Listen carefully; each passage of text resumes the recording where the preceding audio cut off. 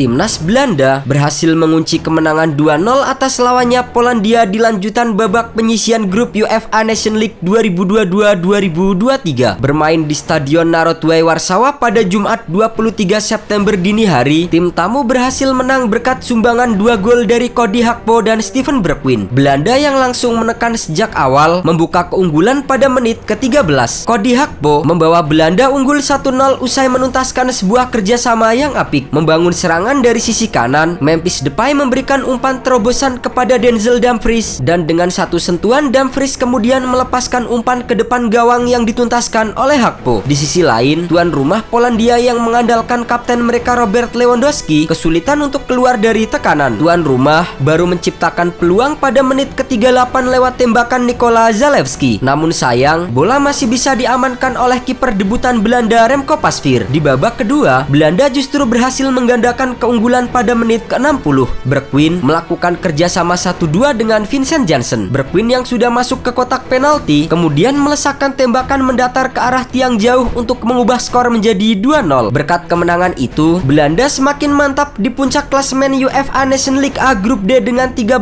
poin dari 5 pertandingan. Sementara Polandia saat ini tertahan di posisi ketiga dengan 4 poin. Selain kemenangan 2-0 yang didapat anak asuh Louis van Gaal di Polandia, publik juga dihebohkan dengan sosok kiper berusia 38 tahun yang mengawang gawang timnas Belanda. Ia adalah kiper milik Ajax Amsterdam Remco Pasveer. Berusia hampir kepala 4, Remco Pasveer diturunkan oleh pelatih Louis van Gaal sebagai kiper utama di pertandingan kontra Polandia. Sejatinya, timnas Belanda kerap memainkan Mark Vlekken di bawah mister gawang dalam beberapa pertandingan terakhir. Namun, Louis van Gaal selaku pelatih memiliki alasan tersendiri. Sebenarnya, ini bukan keputusan yang sulit untuk memilih pemain berusia 38 tahun. Kami ingin membawanya tahun lalu namun ia mengalami patah tangan. Selain itu, Louis van Gaal juga mempercayai Remco Pasveer lantaran penampilan apik sang kiper bersama dengan Ajax Amsterdam musim ini. Berkat penampilan apiknya, Remco Pasveer pun diberi kesempatan oleh Louis van Gaal. Remco menunjukkan apa yang bisa ia lakukan di Ajax Amsterdam. Jadi saya berpikir dia pantas untuk mendapatkan kesempatan. Baru debut di timnas di usia 38 tahun, karir Pasveer nyatanya tidak begitu mulus. Dalam perjalanan karirnya, ia lebih sering memperkuat tim-tim kecil seperti Go Ahead Eagles serta Heracles Almelo. Kemudian, setelah 3 tahun menjadi cadangan di klub raksasa PSV Eindhoven, nama Remco Pasveer baru mencuat ketika datang ke Vitesse di tahun 2017